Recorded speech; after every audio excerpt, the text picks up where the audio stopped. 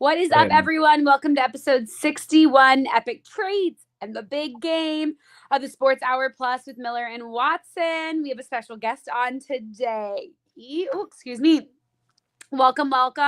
Thanks for joining us. Thank you. How's everybody doing today? How's everybody's pre-Super Bowl week? I know there's been a lot of stuff, not just football related happening. NBA has been all over the place. Kylan is itching at the bone to talk about some of this stuff. We had the NFL honors last night, 2 nights ago. College basketball is still going strong. Hockey's going strong. We got a lot to talk about. So let's get into it. Absolutely. Let's go. Going good. I'm ready to go. We were in the green room for the listeners. We had to dial it back a little bit. I was like, save it for the pod. Save it for the pod. So I'm gonna hop off for a hot second, but Kylan has some stuff he wanted to say right at the top. But I'll be back in about 2 minutes. All right. Yeah, man. Yeah. So welcome, Matt. Like we said from the honorable mention, y'all know Matt podcast.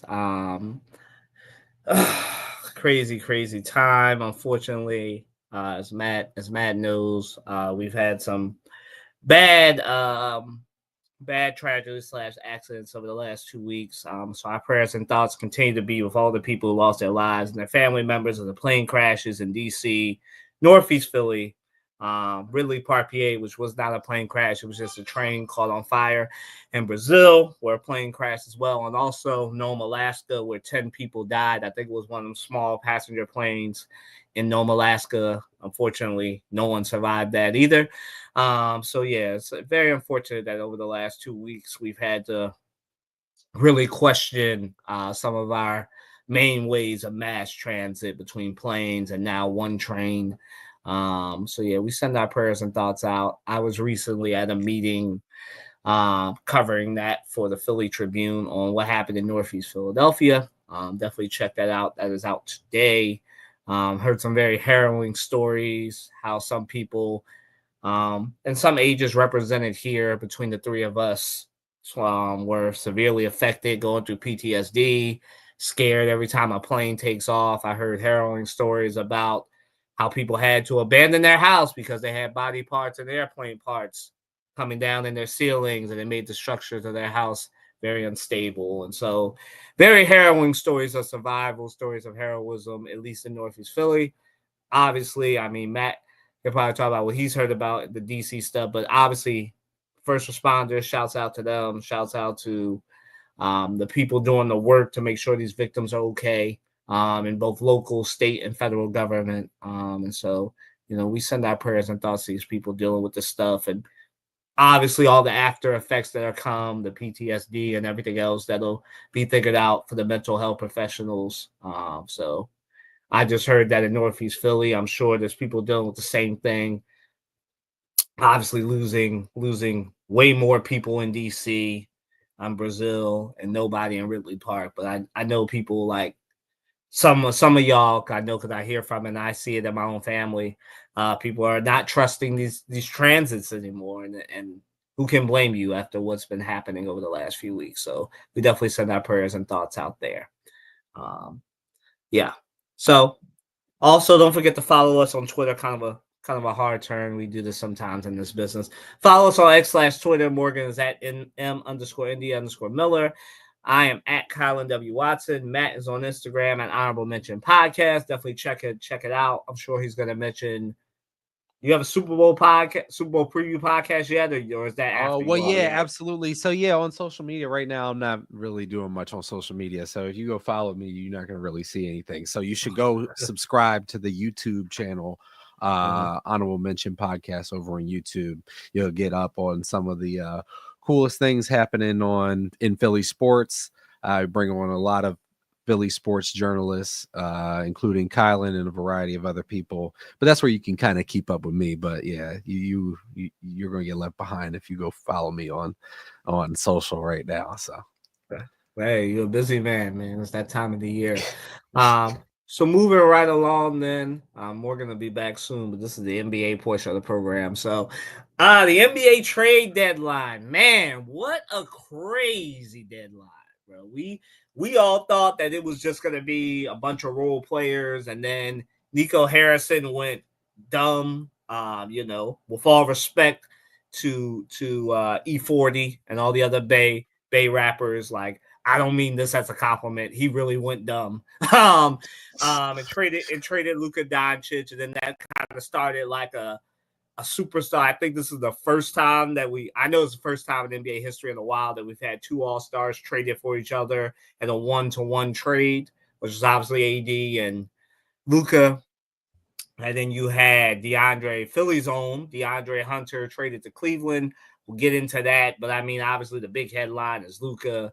And so, me and Dan last week, well, not even last week, just on Sunday discussed this. So I mean, you all can hear my thoughts, but they all obviously want to hear the new people's thoughts. So, Matt, it's all you, man. What you got to say on this crazy deadline? You want to start? I know you want to start with Luka, or start wherever you want to be. Yeah, I mean, obviously, I'm not inside of the Mavs organization, but I understand management. I'm a young man, but I've been in a position to have to make these kind of like personnel decisions. This move totally tells me that somewhere along the way, they were satisfied with Luka's performance. How could they not be? However, some kind of personal interaction took place where they were just like, hey, we just can't work together anymore. And they're not going to, the team president, coach, everybody, they're not leaving. So it's that we decided Luka's got to leave. There's no other explanation for why this happened. There is no way. You do not get back equal value when you trade any superstar. Even if, let's take that even to star, because Kylan and I have had conversations about who I think Paul George is. Even if you trade a player like a Paul George, it's hard to get back equal value. You're selling, so you're gonna need to piece together a couple assets that, and then by in the long run, people will see that you were able to pick up somebody who was underrated in the trade, and then you can be seen in retrospect like you won the trade. But when you trade a superstar, you never get equal value. When you trade a superstar of the caliber of Luka Doncic, it does not make basketball sense. It only makes sense from a business management perspective. So that story will be told in some time. But as far as we know, we only know the basketball facts, and it was a extremely bad basketball trade. He's being nice. I'm not going to be nice. This is the dumbest trade possible. This is a trade that only idiots on 2K make. Like this is that trade. They really want an AD. AD's their favorite player. Like, right. This is that kind of trade. This is a trade that a bunch of people. Like I gotta have them. Yeah. This is that trade that anybody with sense will reject. For those of you people, I mean, yes. I dove into this a long time ago. I don't do it anymore because it's just too much. But people who do fantasy basketball would never do this trade. Like that's how dumb. Oh this no. This is from fantasy basketball, you might get a nasty chat back from somebody.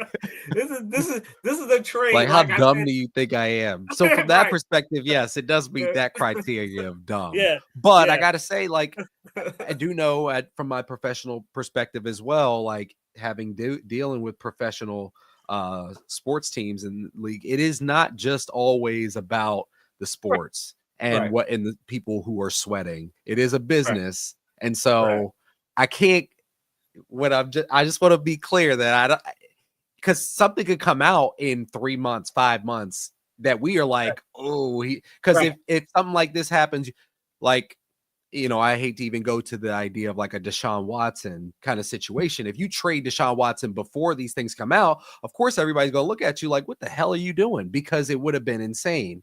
But you find out based on the facts later, and you're like, oh, that's why Luka had to go. Look, I'm not saying Luka, and I'm not putting that on Luka. I'm just saying we don't know all the facts yet. We don't. I'm trying to say. But what we do know based on what their PR team or whoever has been trying to spin is they said Luka was fat. And Matt already knows, because we've had these discussions, how I feel about anybody calling somebody that's 6'6", 6'7", 6'8", any professional athlete fat, because it's hard to They're be still out of shape, though. There is a such thing as out of shape being a professional right. athlete. And I would rather you say that than say fat, because most people who are not professional athletes don't understand that. What if you're 280? What is that? Is that muscle? Is that actual body fat? Probably not. It's probably muscle, but no one says anything. All people see. Well, and Luka's 280 though. Like the physique does I mean- matter. Now he's in great cardiovascular shape, but they're talking about his physique. know what they talk in about the realm of because Joel looks better from that perspective this year. I know we'll talk because this is it's kind of similar conversation. Joel is in better shape this year. He looks better. He's in bed.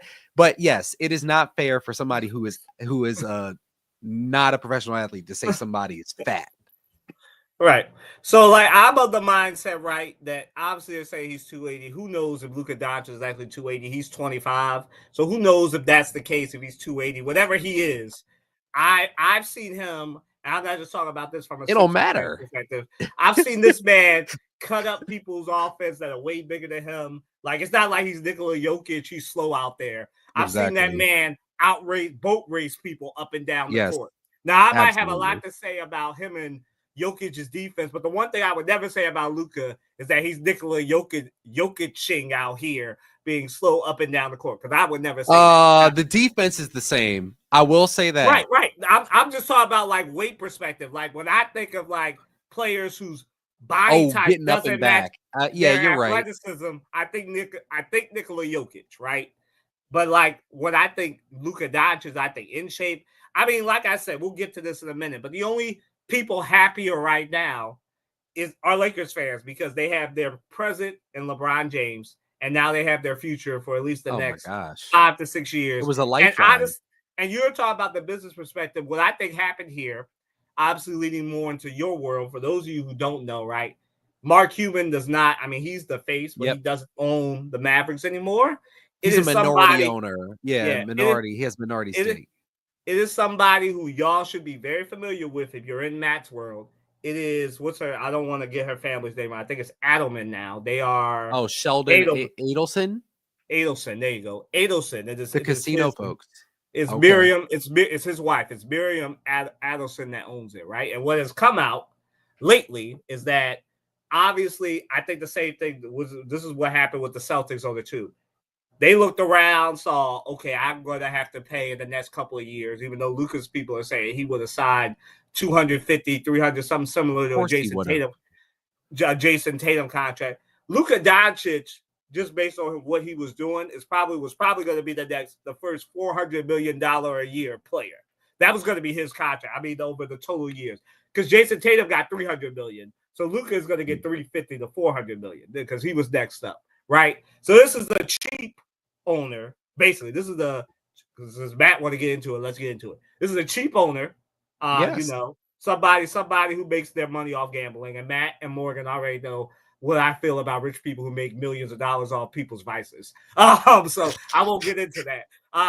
So second thing here that's also there is some people have postured, now I don't know, we need to get more sourcing here, that they are punishing or sending a warning shot to the Texas legislature because they want to do a sports entertainment type thing, kind of similar to what Philadelphia has with the Mavericks, basically having a live casino / for Morgan, a Mohegan Sun type of arena, sort of like that in Dallas. And because, as we all know, Texas is, I say, Christian in name only when it comes to legislation. They're maintaining this whole thing about, there shouldn't be a thing. And some people are saying, I'll leave this to the Texas journalists to really do some digging on. But some people are saying that this was a warning shot as far as we'll make y'all, we traded Luka and it's a warning shot because they want that casino. Now, is that true or not? Who knows? But I personally think it's a cheap so you're saying there's a lot of politics at play here. Yes, I'm saying this is very much into your world. Well, that's unfortunate. Right. Because I mean, if that's the reason, if it's not something that's interpersonal and that's the business angle, this is extremely dumb. You're cutting your nose off to spite your face if that's what you're doing. because there was money to be made everywhere with Luka, and then you give him to the Lakers at 25 years old to bring the next generation of the next 15 years, and he's going to get to learn from LeBron. LeBron going to play for like another 2-3 years now. Right, and he's motivated now because he won't get his supermax. So now by the next, it benefits him because by the next time he gets a supermax, Anthony he needs to be in shape for 5 years. Right, but I'm just saying, awesome shape. Yes. By the time he gets it, though, Anthony will have his in Minnesota. Shea will have his. So by the time he gets it in a couple of years, it'll be 600, 700 million contract. So it works out for him financially. But I know he's mad because he's not going to get his $400 million in total contract.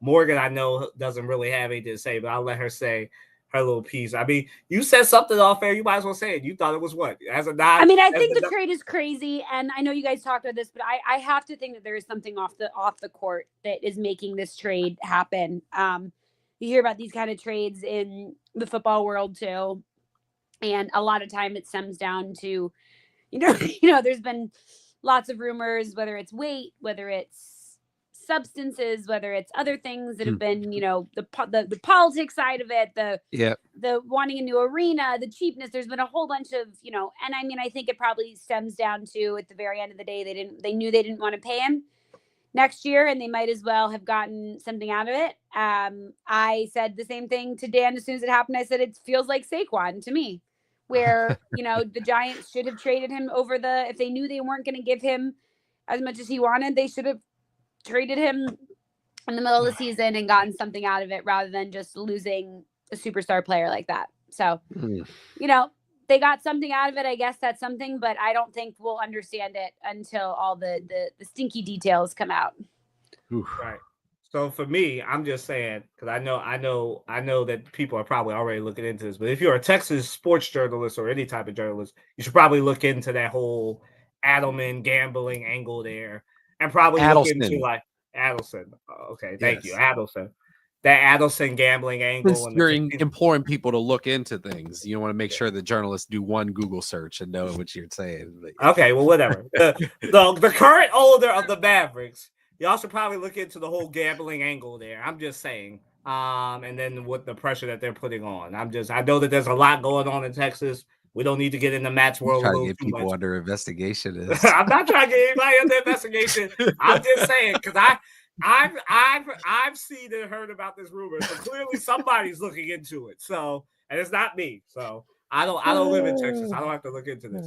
But speaking of that, I just want to say, is Nico Harrison the dumbest general manager in sports? And before Matt, me, or Morgan say anything, let me just say this because he became the first general manager ever to have to get full-time security. Now, look, obviously this is professional. This is sports. None of y'all should be sending that man any death threats because he traded Luka Doncic. Now, I may think he's personally an idiot, but I'm not sending him die. Like, I'm not doing that. I'm not making it so people can have this man and his family under social security. Whoops. under security, under like security. Oh yeah, Secret Service detail. You're saying? Yeah. I don't think that should be happening. Like again, I personally, and I'll just say this because I'll start this off. I think he's the dumbest GM in sports. I don't even think the dude, there are a bunch of idiots, right, in sports. We'll cover a lot of them. Most of them are owners. But, like, nobody is this stupid to trade somebody, as Matt so eloquently said, who's 25 years old. You secured the Lakers' future. Like, me personally, the dumbest thing other than that I think is that how do you get – first off, this man has a history. Let me run down to y'all who don't know this man's idiocy. I did this Sunday, but I'll do it again for those of you who may not have watched this and are watching it right now or later, right? This is the man that fumbled Steph Curry to Nike, just to let y'all know. This is the man that – you've heard that Steph Curry had a bad meeting with Nike. This was the architect of that. This was the man who did the KD slideshow instead of the one that should have been for Steph. This was the man going Family Matters, calling that man Stefan instead of Stephen, his actual name. Matt taught, kind of jabbed at me about doing a Google search, but I know Morgan's done it. I've done it. Matt's probably done it too. Like, absolutely. Got somebody with a hard to pronounce name go on Google and learn how to pronounce that, John. Like, especially before the interview. Right. Dude, this is the biggest meeting of your life. This isn't some like to your point, Colin. This isn't some good time podcast with a couple of friends, to talk about sports and stuff. This is the biggest meeting of your life to have Kevin Durant in the room. Steph in the room. Sorry. Yeah, but so this is that guy. So y'all heard this, Steph Curry and his family didn't put him out there, but this is that guy that Steph and his dad and mom wrote about in the book. This is that guy that fumbled that Nike meeting. So he has a history of dumb decisions. Now, this might be an all-timer, especially if you're a Mavericks fan or a Luka Doncic fan, right? You thought that, if nothing else, you had the Mavericks as a stable organization. It turns out, not so much. So, I think, to answer the question, yes, right? For right now, in February 8th, 2025 at 1:34 p.m. Eastern Standard Time, he is the dumbest GM in sports until somebody else does something even more dumb than this. I don't know who that person is, but right now, Nico Harrison is the dumbest person in sports. And if I know he's only probably falling on the shield for the owner, right? Or the owners, the family of owners now. But me personally, I think that's the dumbest owner. That's the dumbest owner. But we're not talking about the owner, but that's the dumbest owner and the dumbest GM in sports currently. Morgan, were you about to jump in here? No, you're good. I was gonna say I could excuse it, and I've given some reasons why it may makes earlier, if you've listened for the last few minutes, why this may make some good sense to have done this, absent the information we have right now that we don't have right now. But he didn't do any bidding for him. I mean, he just was like, I want AD and this. He didn't open it up. He could have got a bunch more picks. I don't think that we will see a trade this from a basketball perspective. I don't know when we'll ever see a trade this bad. Just to your point, Colin. Yeah, from any perspective, like even if you take a football perspective, I've never seen a trade this dumb. Well, I'm saying from just sports, because I'm saying from a business angle, I'm saying we don't have information on why this might be a sound business decision. You know what I'm saying? But from a just sports athletics perspective, I don't know when we'll see a trade where you get such piss poor value for a superstar. And that's no disrespect to Anthony Davis. Obviously, I think he's a superstar. Absolutely, but he's 32. He's 32. The only reason we're saying that is you traded a 25-year-old for a 32-year-old. And obviously you got Max Christie, who's obviously a good player. We just saw him light up the Sixers in a losing effort just this week. So, he's obviously a good thing, but, I like Anthony Davis, but even he probably was like, why am I going to Texas? I know he's from there, but he was probably like, why? Keep all his money. Why am I going back to all the state tax money? Right. I mean, he was probably happy from that angle. From a tax angle, he was happy. But from a lifestyle angle, basketball angle, yeah. In basketball, they're not about to win anything. I'll just say that since it is relevant. I mean, I think even Mavericks fans know that. I mean, a trade. That's why death threats are happening. It's inexcusable, but that's why it's happening because you had hope. You had a generational superstar who was and you just made them the in a finals position for years. Right, and you just made the finals. You just had a good free agency. Kyrie was actually behaving. I mean, when was the last time we could say that? Exactly. Like Klay Thompson came there, but now it's just like I feel sorry. It's hard for me to and I like Kyrie. I'm not saying this as a mean-spirited thing. It's been hard for me to feel sorry for Kyrie, but I kind of feel sorry for him because he thought he would do less ball handling with Luka there. And now he's the only one, and they're wearing him out. Uncle Drew time. And he's in his 30s too. So, it's just it's bad when the organization is offering refunds to season ticket holders. Jason Kidd doesn't even want to do the press conference.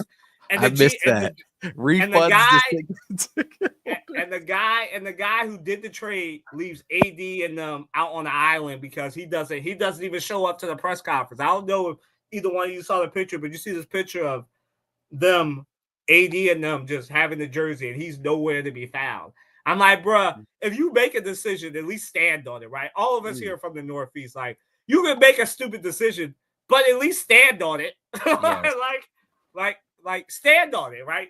If you're falling on the shield for the owner, again, he'll never say this. He's probably falling on the shield for the owner, but at least do your job. Like, even Daryl Morey stood up this week, and I think he had a good trade deadline. Okay trade deadline, I'll say that.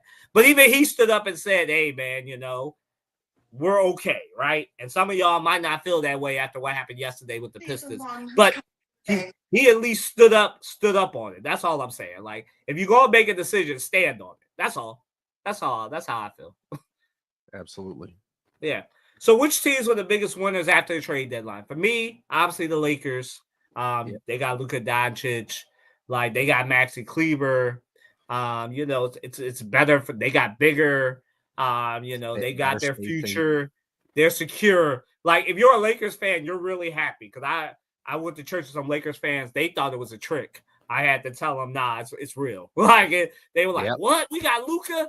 I'm like, yeah, I said the same thing this morning. They got Luka. So they're happy. I don't know if they'll end up winning a championship anytime soon, but at least for the next 5 to 10 years, their future is secure. And they'll probably get a lot more big-time free agents who want to play with Luka, just because Dallas got that benefit. So I would imagine LA gets that benefit as well.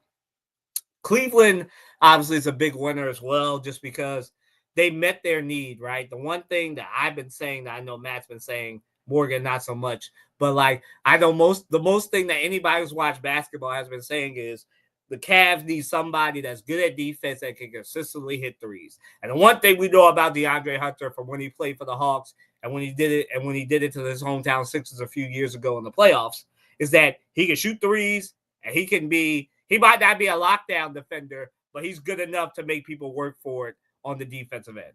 And that's what the Cavaliers have needed. Now, I still think the Cavaliers ain't going past the second round and will probably fall to one of the Knicks, Celtics, Sixers, whoever. But I have no problem. I'm not trying to rain on your parade if you're a Cavs fan. Like, Cavs fans haven't been this happy or haven't had a team like this since LeBron left. So good for y'all. Y'all have good coaching, good players, all those all-stars, best record in the whole league. Enjoy it. I think it's great. Yeah. I think they won the trade deadline. And low-key, just because I know I've been asking for this, I know Matt's been asking for this, I think the Sixers did a good enough job to be a winner here, just because, even though Matt knows I didn't like the Caleb Martin trade, because I liked Caleb. They had the one player who could actually kill Boston, and then they traded him. After seeing Quentin Grimes last night, I am very, very happy. We got younger. I mean, not we. They got younger.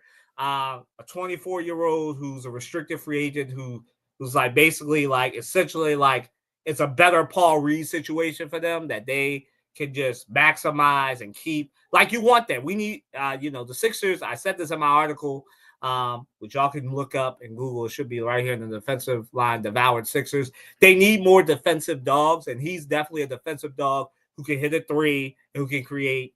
Very, very happy. I think he should be a starter. I like Kelly Oubre Jr., but I think he should be coming off the bench. I know that might be controversial. Matt might not agree. We'll get to that. But I think that's a winner as well. I think the Sixers, not in no particular order, I think the Sixers, they got younger, got way more cap flexibility for people who like Yabusele. Now they have semi-opened up a way to keep him probably for 2 or 3 years. We'll see. But like, that's just a business perspective. But they got younger. And that was the theme this year with the trade deadline. A lot of teams got younger, except for the Mavericks. And that's why I can say that's my 3 biggest winners right there. I forgot about the Spurs, because they finally got somebody who could take that ball pressure off of Chris Paul. They've got their 2 guard. Obviously, Morgan's going to get a Steph Castle mentioned in here. They've got a Steph Castle. Like, they have you want to talk about somebody who's securing that future. Like, I'm not saying the Spurs dynasty is coming, but they're going to be good for 5-7 years. Yeah, they at least 5 to 7, maybe 10 years, because Wemby is coming, right? Like, obviously Joel Embiid, Nikola Jokic, they're the top 2, but Wemby is coming. Like, I've been saying this since last year. Wemby he's here, But I mean, that superstar ascendancy is coming. Matt? Well, biggest winners, of course, the Mavs. We covered that from all the angles. The biggest losers, I'm not sure why the Charlotte Hornets did the Mark Williams trade. You don't want to talk winners, you want to go losers? What'd you say? I said you want to talk losers, we're on winners, but we can go there for you. Oh yeah, my biggest winner was clear. Yeah, but go ahead. Yeah, I think was biggest just gonna winner put is them obviously together. the Mavs. I don't think there's anybody else. I mean, you biggest losers, right? Was the Mavs. Biggest winners. Yeah, I was just Yeah, putting them sorry, together. sorry. I was just giving you Oh. one and the other. Yeah, my biggest yeah. winner would be the Mavs, of course. I mean, the biggest loser for me would be the I don't know why they did the Hornets, but yes, sorry, Morgan, I cut you off. That's those are the only trades that I've really paid attention to. You know me, NBA is not my biggest thing, especially this week. I really haven't been following anything besides Super Bowl content. We know what you've been following, but we'll get you for the next question in this one. So, who will be the next superstar that will be traded in the NBA? Matt, I will let you go with your. This is all speculation. We know nothing. Well, we'll see. I don't think I see a trade this big. I mean, you don't trade superstars, and Kyle and I have a bit of a difference of opinion on.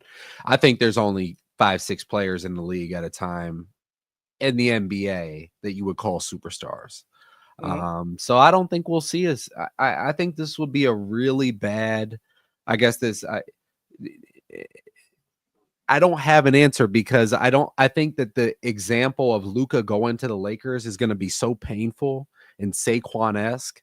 I don't think that you're going to see this type of nonsense. I think people are going to keep their superstars and respect them. They just took $100 million from this man. He's going to be motivated. He's going to get to learn from LeBron. It's not going to be fun for them. Right. I mean, we've seen this, right? Obviously, Dallas was the biggest market, but we saw this with Karl-Anthony Towns getting traded to New York. Same thing. He can't get a super max now because he's not a superstar. It doesn't. I mean, we're not talking about the. I'm just talking about his money. He was going to get a super max. Oh, He's not a superstar, but we saw the same. He went with that right? super max. You're right. Yeah. He can't get his super max. Neither can, Luka. And we saw the same thing. Cheap owners. But I think, and Morgan knows because she knows where I'm going. I'm looking at Milwaukee because I think Giannis is not long for Milwaukee. Much longer. I've been saying I think he's gonna stay loyal. Look, I've told. Now obviously I was Morgan knows from when we started the show. Obviously, for those of you that don't know, the origins of the show is we did a broadcast in Stamford, Connecticut, and two of the stars she knows that I mentioned, one has already gotten traded that would be traded before Joel Embiid or any other superstar of this caliber. I said it would be Luka Doncic, who has now been traded, and the other one that I mentioned was Giannis, because I think Giannis has been, he's been over. The one thing we all know about Giannis is brutally honest. And so a few months ago or right before the season, he said, right, basically that Milwaukee is on a clock, essentially, and they need to keep getting better or he's out. So, like, I think he's next because he's already put it out there that Milwaukee is on the clock, and it doesn't really matter that they got Dame. He wants to keep staying in contention, and you can say what you want about Damian Lillard, whatever. I still don't think that was a contending move, but that's just me. That's no disrespect to him. I just don't think that was a move. That was a move. Giannis isn't a shooter, right? That was a move for. He's not a point guard either. It's tough, right? And then you've added Kyle Kuzma in there, which I think is better for them because they don't have Chris Middleton anymore. But I don't even know if that's a contending move. But that's a good trade for Milwaukee to make Giannis happy. But I think Giannis is next. Now I don't know if it's a trade or or him just walking away in the next couple of years. But I think he's next. Some people see this question. Obviously, in Philly, they would say Joel Embiid, but I doubt that that's going to happen, especially with what Daryl Morey put out there yesterday. Some would have to go truly, truly bad for that to happen, but you never know. Well, this is all speculation. Maybe. So So what Morgan I know wants to talk about, and probably has had discussions about this. Did the NBA trade deadline this week overshadow Super Bowl week? Morgan? No, I mean the Luka trade happened before, so that was kind of talked about last week. And then I mean Super Bowl week just didn't have any like big breaking news as sometimes it does. It's a It never does. I know for you guys it seems like the biggest Super Bowl, but I think for the masses this is a not the Super Bowl I think that the rest of the United States wanted to see. So I think that there's been a slight lack of caring, maybe. I think some people really wanted to see the Bills or we know y'all wanted Lions. Bills Eagles. Y'all wanted Bills everybody Eagles. wanted Bills Commanders, I think is what really people wanted to see. But I just think that, for better or for worse, when the Chiefs are in it for a third year in a row, there's less news that's going to come out just because they've done it the last 3 years. And so even doing interviews all week from New Orleans, we didn't really have any, big news come out. The biggest kind of stuff that we learned was that Tyreek Hill wanted to stay with Miami and that he was sorry for the things that he said over the year. Yep. But See, nothing else really came out of it. And I think that sometimes you have bigger Super Bowl weeks than others. And I just think this week was maybe a little bit lackluster when it came to the people and some of the stuff that was said. So I don't think it necessarily overshadowed, but I do think that it was such a big trade that people were talking about it and are still talking about it in conjunction to Super Bowl week as well. You have two teams that are very, I don't want to say other teams are unprofessional. Two teams that are like kind of just workmanlike, like Patriots, like I need to get the job done, get in, get out. They're here for a job, not here for the party, not here for a good time. And that's not a bad thing for sure. It's definitely not a bad thing. Exactly. But it's just style of personalities. They're just not. And again, we just saw this 2 years ago. Two years ago, we just saw this exact same matchup. Except for Saquon and some other people. Yes, exactly. I was in Arizona for that one, and it felt. It similar. It helped. Go ahead. No, it's just I don't think Super Bowl week feels really important for the people that are in it, that are doing it, that are working it, and I don't think it necessarily feels that important for just their casual football fan. Mm-hmm. Mm-hmm. Well, I obviously think the NBA trade deadline overshadowed it, but I will say that Super Bowl week this week, I just think, to your point, obviously it helped that the Eagles have been sequestered to their hotel room because half of them are very, very. I think it's the flu. Well, the flu is going around. The flu is hit. The flu. A lot of these major. There's been a lot of at least dance nationals for college and high school, and it's been hitting really, really bad. It is a flu. How'd that go? It went great for us. We had so much fun. I took my high school dance team to nationals for the first time in Florida last weekend, and they did great. They did really awesome. And then we came back and won a competition on Wednesday. So it was a great experience for them. But whatever this flu is, this stomach virus, this neurovirus is running through people and is running through teams. Right. And you've heard it happening the last couple weeks at all of these big major events that, teams are just getting decimated by it. We already know Jalen Carter had it. We don't know how many other players, hoping that maybe they all got it at the beginning of the week and by the end they're all fine. Yeah. As much as I don't like the Eagles. Quinyon has laryngitis apparently. Okay. I don't know. Yeah. So it's going. I had COVID right after New Year's and I still have, granted I'm pregnant, so it's a little different. I can't really take anything for it, but I still have a really horrible cough from it. These winter viruses this year are not playing. So, you don't ever want to see that affect a Super Bowl, but it's keeping the players in their rooms. There's no, not that the players from the teams normally go to these big parties anyway, but even the NFL honors, it seemed like a lot of these players didn't go. I mean, Saquon, I don't think was there, right? No, Saquon was not there. Yeah, which, and you would think that that's a pretty normal event for somebody that's already in the town to go to. Not there's, you go, you get your awards, you come home, but he wasn't there. So we're seeing them kind of, like you said, Kylan, be sequestered. Yeah. And So the Slay Eagles, and Saquon did Slay's podcast. It looked like from like a conference room in the hotel. It was I'm not sure they probably out aren't and about. leaving.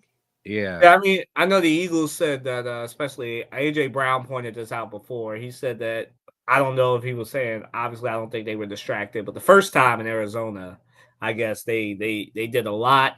And he said before they left that this year was more specifically they're focused on beating the Chiefs and getting revenge. So that's why I said this I told Morgan we're not there yet, but as far as this, I think the NBA trade deadline kind of overshadowed it a little bit just because, obviously, as Morgan said, you got two teams that are very about their business, which I guess is a better way of saying it. A better way, really about their business, really want that chip. Eagles want revenge. The Chiefs clearly want that three-peat. So we'll see. Something's got to give tomorrow. But, yeah, I think the trade deadline kind of overshadowed Super Bowl week, just as it often does when it corresponds. I mean, we'll see next year when it's on President's Day if the All-Star game overshadows and stuff that happens overshadows Super Bowl week. We'll see, but I think if you're like, some people would probably say this is revenge for Christmas Day, even though I think the NBA games were better than the NFL games on Christmas. But some people might say that. But yeah, I think the trade deadline kind of overshadowed it. Matt, I don't know if you got anything else to add or you want to just move on. But no, I think we covered it. All right, cool. So moving on to some interesting news that came out this week from the Baltimore Ravens and the NFL in general. Justin Tucker, I think the best way of putting it was accused of sexual misconduct in similar ways that Deshaun Watson was, mainly with massage therapists and things like that. I don't know what the total is up to now. I believe it was at 9 at one point. I'm not exactly sure what it's up to at this point. I believe it's still 9. It's still 9. And, as all of these things go, they're horrible, and it is, you're glad that women can finally speak up. But you don't want to speak too much on it because we don't have the full stories from either side truly yet. I'm sure once the Super Bowl is done, the Ravens will do a good amount of digging. I know that the Ravens have not always been the leader in the NFL in punishment for players that have done things off of the field, I guess is probably a really nice way of putting it. Mm-hmm. So I don't know if that will change, if the NFL will step in as they did with Deshaun Watson. But, the only thing that I will say is we did see Justin Tucker have a gigantic downtick this season, missing field goals that worst season of his worst career by far. And, you don't know if there were things happening behind closed doors with these allegations going on during the season, knowing that they were going to come out, that were in his brain. I do know that I don't believe he's had any kind of allegations like this in the past. But you kind of keep everybody in your thoughts and in the forefront of your minds until we know what happened, because we don't know right now. There are a lot of allegations, and you hope that everybody involved gets they get it sorted out in the correct manner, I guess is the best way to put it. Because again, we don't know what happened, and we want the women to feel like they're being heard and to figure out what happened, and that whatever the end goal is, the end answer is, that the NFL and the Ravens do the right thing. Matt? Same. The people who need to be in charge of finding out what happened need to, but there's obviously people's bodily autonomy that's important, but also these are serious allegations, so they should be, people should look into it, taken seriously. And and I don't think that this is something that is taken lightly in the NFL, but especially since it generally involves other NFL employees. It's not women that are outside, or it's people that are directly working with the teams. So you hope that, that these are all allegations and things that have happened in the past, and that the NFL has been doing things in the last couple of years to prevent these kind of things from happening, and that these stories can help future women and future, people in sports working to feel comfortable doing their jobs, because you never want anybody to feel uncomfortable doing their jobs, man, woman, whatever. Exactly. So we'll keep you guys updated. I'm sure the story will be ever evolving, as the Deshaun Watson situation still is. And, I would not be surprised if Justin Tucker just hung up his cleats. Again, he did have a horrendous year last year. He's made probably more money than any kicker I would assume in recent years has made. And, maybe just focus on being out of the limelight for a little bit. I wouldn't be surprised either way with that one. Now moving on to what we were just talking about, the big game, the Super Bowl, whatever you want to call it. Kansas City Chiefs versus Philadelphia Eagles, a rematch of the 2023 Super Bowl. 22. 22. It was the 22 season, but it happened in 23. Happened in 2023. Yeah. And like I said, I think that this is a better matchup than in 2022, 2023 season. I think the Eagles are a better team, and I think the Kansas City Chiefs are a slightly worse team. So I think that they are a little bit more matched up and even. I would say the line has got to be probably pretty close. I'm assuming that the 1.5 is what I've seen all week, and it stayed there. Yeah. So, though there will be factors. If the Eagles are all healthy, can get back to 100%, I think that'll be a big impact on the game. And I keep seeing kind of across the board what a lot of people are saying is I could see it going either way, but I can't bet against Patrick Mahomes.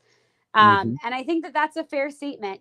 Patrick Mahomes has obviously proved that he's been there and he can do it, whereas the other side has proved that they can go and they haven't. But you have to understand that this Philadelphia Eagles team is significantly better than the Eagles team that was here in 2023. They have Saquon, which they did not have. They did not have a solid running game last season. No Jalen Carter. They have Fletcher Cox, but he was no Jalen Carter. Nowhere near where it was. And then I guess on the flip side, back in that Super Bowl, you had a younger Travis Kelce. Who was still being way more active. Yes, Travis Kelce still can make gigantic plays, but you would be crazy if you were to say that he is the same amount of active on the field now as he was 2 years ago. Patrick Mahomes is more mature and is better. And I do think they have better receivers than they had 2 years ago. I think for sure having, having Hollywood Brown, having, DeAndre Hopkins, having these big name players who are used to being the big spotlight, I think is going to be a gigantic advantage to them, is what they had last year or 2 years ago or last year. Sure. They've been here forever. So, but again, three-peats are really hard. They're really, really hard. So we will see. I have been going back and forth all week. My husband is like boycotting the game. He's like, this is so stupid. I don't even want to watch it. We'll end up watching it, but it's supposed to start snowing here in about 3 hours. So we'll probably be snowed in for a couple days, but, it's, I think, going to be a good game. I hope it's a good game. I know this sounds really stupid. I can either see it being like a 9-12 game or like a game where both teams score in the 30s.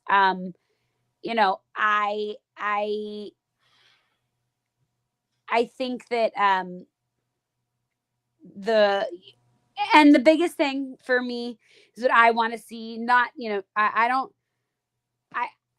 I think that there are some times where teams get calls all the time, and it's frustrating, of course, to watch. And like I've talked about on here before, I'm a UConn fan, so I'm used to my team winning basketball games, not getting a single call all game. So I understand how frustrating that can feel when you feel like your team isn't getting the calls and the other team is. I just hope that the refs don't make the story about them. And again, that's I'm sure something that the NFL has like butchered into their brain all week is that this is such a big story. Like, so I don't know if that means that they're going to call everything on both sides or they're going to call nothing. I would rather them just call nothing and have it be more of a dogfight. But I don't have a team. I don't have a skin in the game, really. So what do our Eagles fans think? Yeah, I would say this. I've told Morgan before she wasn't on this past week because obviously she had to do nationals, which congrats on that. Thank you. To you and your girls. But I feel like this is shades of 2017, 2018. I said this already. We're both teams. This will be a high. Like I said while Morgan was talking, like the Chiefs arguably are worse on offense than they were in 2023. The running backs definitely worse. Yeah, in 2022, like obviously Travis Kelce, like, you know, and even you can argue that, you know, as great as Patrick Mahomes is, he's worse. He's been worse this year than he was in 2022, 2023. You could argue that outside of QB and tight end, like the Eagles are the way more talented team, right? Like they have the better D line. I've said this before, or I may have never said this on this show, but I feel like what happened in 2022, 2023 made Howie Roseman put a team together just like this, specifically designed to beat the Chiefs. Exactly. You know, so like I feel like, you know, the Eagles, what they didn't have was a shutdown corner. No disrespect to Darius Slay and James Bradbury, but at that point, I mean, Slay was way better then than he was now. He was probably arguably the shutdown corner that they had. And even he got that work. So like Slay, and obviously we all know how Eagles fans feel about the refs and how they call James Bradbury. To that end, I feel like if you're going to call it equally, right? You know, the one thing that I have begrudged, Morgan knows this, since the playoffs have started and even during this season, I've said this on the show, I've said this to Matt while we've been texting during games, Jalen Carter gets held basically on every play, and they never call it. But as soon as the Eagles linebackers just get 2 inches down the field, the most common penalty we see every Eagles game is illegal man down the field, right? And every time you see Nick Sirianni, basically, if he was a basketball coach, he would have been thrown out because he's always cussing out the refs because they always call it on the Eagles, but they never call it on their opponents, right? That was the common thing with the Commanders game, the common thing about the Rams game. You would see Nick Sirianni yelling because the Eagles get like 3 of those calls while, you know, the offensive linemen for the other team get to just run down the field and they're doing nothing, right? And obviously, like, you know, I am of the mindset, I'm not, you know, I'm going to slightly disagree with Morgan because I feel like if you're going to call it equally, right? If the Eagles get called for illegal man downfield, then the Chiefs should be called for illegal man down the field. If the Eagles get called for defensive holding, I want to clarify. No, I agree. I think the game should be called equally. I just think that the refs are either going to call everything on both sides or call nothing on both sides. Nothing on both sides. Right. And I said I would prefer there to be nothing called because that's more of fun football in my opinion, but you know, that's not realistic either. Right. That's why I said I'm gonna slightly, I would prefer that too, but I'm gonna slightly disagree because I'd rather it just be equal, right? Which is what we would all love to say, but we never know. But you know, I'm of the mindset that the Eagles, if they can control the ball, they'll win this game. I feel like this is you know, the Super Bowl often comes down to difference makers. This is a battle of the trenches. Whose defensive line is going to bully the other? Whose offensive line is going to bully it on the offensive side? And I feel like the Eagles, I don't know if it'll be pretty handily, but I feel like the Eagles will win this game. I mean, they lost the last game by 5 points, so I think this year they will win the game by 8 to 10. So I feel like they lost the last Super Bowl by 3 points. Sorry, 3 points. But I feel like it'll be an 8 to 10 point game. Now, again, if you're following the show, you know last year I told y'all this was, or last time I told Morgan this feeling like 17-18, and then, you know, they dropped 55 on the Commanders. I am not saying that this will be the offensive showcase where they drop 60 on the Chiefs, but I would not be surprised because this is the Eagles, and Matt knows this. Every Philly team plays up for revenge, and this is the ultimate revenge game for the Eagles. They get to stop 2 dynasties, obviously with two different Eagles teams, but it would be two, like, stop the Patriots dynasty, and then you get the chance to stop the Chiefs dynasty. Now, it might be a lot closer than I'm saying. I know the line is 1.5, 2 points, but Vegas is just guessing, and I've been more accurate than them when it comes to these scores. So I'm of the mindset that this will be, I think, because last year last time they all both came close to scoring 40. I think this year somebody actually cracks 40, and I think it'll be 42-30. 42 Eagles, 30, maybe 35, 42-35. I think it'll be a high score game because that's what it was last year. And the Eagles, it's reversed this year, right? The Eagles were the worst team last year. This year, the Chiefs are the worst team. I know Chiefs fans upset. I'm not saying by much, but like arguably, like he hasn't done it in the playoffs. But you have Patrick Mahomes has been leading the league in interceptions. Obviously, he has not had to face a dominant defense like this, right? We'll see what happens. Obviously, it could go the other way, but I feel like the Eagles will get a couple of turnovers off him, probably not more than 2 or 3, but they'll get a couple turnovers. I don't know if there'll be any pick sixes or fumble sixes, but they'll get a couple turnovers off Patrick Mahomes. And I think Saquon Barkley will probably get 2 or 3 touchdowns. AJ Brown will probably get the first or the second touchdown. And I think we're going to see a repeat of 17-18. I think you're going to see a Dallas Goedert showcase because the Chiefs can be had over the middle. And so I feel like Dallas Goedert is probably going to have a showcase as well. Matt? Yeah, grease the polls, folks. I mean, this team is just it's just the better football team. Something that you said a couple of times throughout what you were saying, Kylan, is just they are just a lot of shades of 17-18, and the same thing was at play at that time. You had a team where on the Eagles were 52 out of the 53 players were better, but you had that one player who was better than maybe any player who's ever seen or touched a football before. And so that always will give that other team an opportunity to overcome the fact that you're just playing a better team. The Philadelphia Eagles are the better football team. I think that I know a lot of people are going to want to see Jalen throw for 330, 325. Doesn't need to happen. As you said, Kylan, this team was built to kill the Chiefs. Now, not literally, but on Super Bowl Sunday to bring green and white confetti. They are in the trenches. They are the better team. And that in the playoffs, that really matters. I mean, you really want to be able to not get beat up on at the defensive line. Now Brandon Graham, he's going to play. I'm not, breaking news. I'm not in the locker room, but he didn't come all this way and be questionable to not play. Before Brandon Graham went out, he was the Eagles' best pass rusher this season. This defense that's been whooping ass is getting back their best pass rusher. The Chiefs are in trouble, but because they have the best player who's ever touched a football, they will be in this game until it hits triple zeros. I'm calling it 31 Eagles, 25 Chiefs. Historically good Super Bowl, but the Eagles won't win by more than a score. Even though they're going to have manhandled the Chiefs, they're not going to have that much breathing room because Patrick Mahomes is that freaking good. But they're going to be just the better team. Green and white. Well, look, Matt's trying to have a bunch of our Eagles fans that listen to this podcast. He's going to have y'all going bald because he said 31-25. I'm trying to make sure that you guys have hair.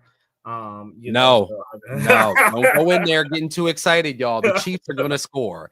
Patrick Mahomes is that good. When you have one of these historically great players, you just got to weather the storm. They did it against Lamar Jackson. Sometimes Lamar Jackson, when the Eagles play Lamar Jackson, he's going to scramble. He's going to break one for 40. You're going to be frustrated. You got to weather the storm, hunker back down, get them back off the field. Eagles are going to play the type of football that they play, the ground and pound, keep Patty on the sidelines. You're going to see maybe sometimes when he's about to rip one off, maybe take his time and not rip it all. It's his birthday too. That's the one thing we forgot to say. Tomorrow is Saquon's birthday. And I think it's also think it's Reed Blankenship's birthday too. So there's a couple February babies. Y'all might. And I know Devontae Smith's back at home. He's from Louisiana. Devontae Smith back in I was about to say Louisville, Louisiana. Like it's a lot. It's a lot. You might see. I don't know who the MVP will be. I feel like it'll be between. I got an answer for that. I got MVP. Okay, go ahead. AJ Brown. AJ Brown. Okay. AJ Brown. Excellent. Now, with all what I said earlier, Jalen's not going to need to throw for 325 or anything like that. AJ Brown, I'm expecting at least one touchdown from AJ Brown tomorrow, though. I think the Chiefs are going to demand that the Eagles that Saquon beat them, Jalen beat them, or try to stop Saquon and Jalen from beating them, and leave McDuffie on an island with AJ, and that's a problem. If Jalen trusts AJ Brown and gives him an opportunity on those which we know he does in the game, let it go, right? And McDuffie can't. Just like Lattimore couldn't. Lattimore at a certain point just started holding and dragging AJ Brown back. AJ Brown is just like Saquon at the wide receiver position. Just a guy who's just totally different. You got to give that guy a chance. Like you said, I think Jalen will. AJ Brown, Super Bowl MVP. Go ahead and get y'all's money now. You just put 50 cents on it and you'll owe me. Okay. I'll say it like this. I think I'm going to give you a sneaky one. I think just based on what we saw against Washington, I think we'll see my boy. That I'm not saying he's going to have a really good game, but I think this will be a sneaky one. I don't even know if this is a prop bet or not. Morgan will tell me, or you'll tell me. But I think Dallas Goedert, because especially if that Jets Dallas Goedert Super Bowl MVP, he got a cook. No. Oh my God, not Dallas Goedert Super Bowl MVP. Here's a sneaky one I'm gonna give you. Dallas Goedert for at least 70 to 100 rushing yards on that jet sweep. Oh, the Chiefs yards. You probably can't get him on rushing yards. Yeah, they probably. I'm saying that's why I say I don't know if that's a prop bet or not, but it might be a total yards thing. So I think he'll have close to 100 receiving, close to 100 plus, because the Chiefs can be had. I'll say it like this, right? When the Eagles won the Super Bowl last time, Zach Ertz killed. Zach Ertz probably should have been the MVP, but Zach Ertz killed, and I think the same thing will happen here. Dallas Goedert will have. I think it'll be a steady diet of AJ Brown, Dallas Goedert, and obviously Devontae's home, so he'll get at least one or two touchdowns as well. But I think it'll be a steady diet of Saquon, AJ, and Dallas Goedert over the middle, with Devontae Smith crossing routes and slant routes. Obviously, to Morgan's point, which I know she'll bring up, her favorite DC Spags will probably have something for the Eagles, but we'll see. Oh yeah. I just think that's why people shouldn't be listening to Kylan talk about 10-point, basically a Super Bowl blowout of the Chiefs. I'm saying, look, Morgan can attest. I said it was feeling like 17-18 before the Commanders game, but they dropped 55. Like I have not been wrong. I could have been with you on the Commanders, but this ain't the Commanders, bro. Look, the Eagles. You and I both know, as Eagles fans, and Morgan knows this. When the Eagles go on an offensive showcase, it usually lasts 2 games. So, and then after that, they do. Let's move on to the next topic, because we're kind of already talking about it. If the Eagles win this game, what does that say about this team? I think you kind of already have said it a lot, that they're very similar to that 17-18 team. I think that a big thing would be that they overcame a lot of, I don't want to say adversity, but I think that there was some moments in time this season where they were being talked about as not a cohesive unit. They hated this, they hated that. That bye week really changed everything, man. I agree with you. I don't know what they did during that bye week, and it's funny because none of our intrepid reporters, including myself, have been able to figure it out. None of the people who have, I have access, but not inside access, our buddy OJ or any of the other people. No one's been able. Have you heard? Has any of y'all? Because I know Morgan, you covered it. They haven't. No one's asked them what happened during that bye week, right? Other than we know that they had a conversation to be more run heavy with Lane. We know Lane had a. It hasn't been reported. People know, but yeah, people. I know people know. I'm just saying that it hasn't. It hasn't hit public. Public. We know what happened. We know more than likely what happened. Lane doesn't lie. Like him and probably some other people said, feed Saquon. But like, yeah. You know, Yeah, it says that this team was and its quarterback was mentally tougher than pretty much any team that I've seen in a long time.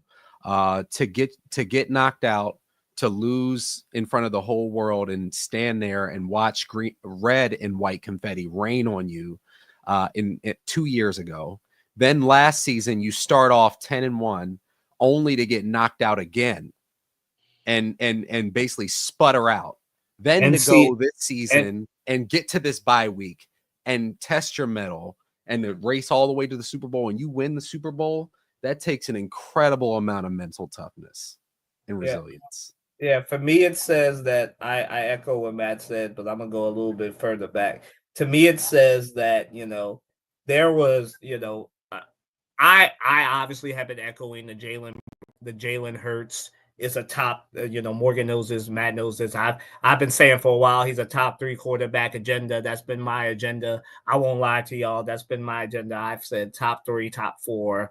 People say top 10, but to me he's top 3 because no one, you can put Patrick Mahomes above him. You can probably put Joe Burrow above him, but he's better to me than everybody else who's ahead of him because he's had way more success. So like to me, I feel like what it says, going on with what Matt said, is that Jalen Hurts does not have an ego, right? Like most quarterbacks would not want to be like, Absolutely. I'm not taking a back seat to anybody, right? I've got the money. I've got the $200+ million contract. I don't care that Saquon's here. It's about me, right? And Jalen Hurts, said, go right ahead. Like if that's what helps us win, yeah, Saquon can be the offensive showcase, right? And that's exactly what happened, right?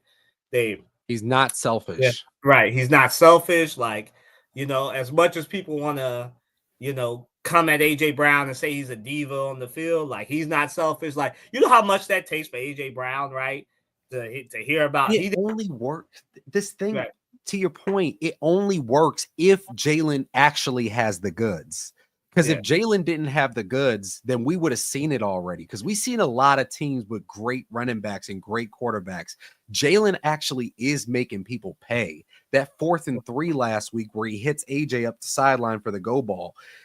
I seen him do that to the Giants. I seen him do that to a lot of people. Like these must-have it throws. Jalen is throwing lasers. And so this only works if Jalen is actually being selfless and not just not being a good quarterback. So just to what you're saying is because he's actually a good player who is deciding to ride shotgun.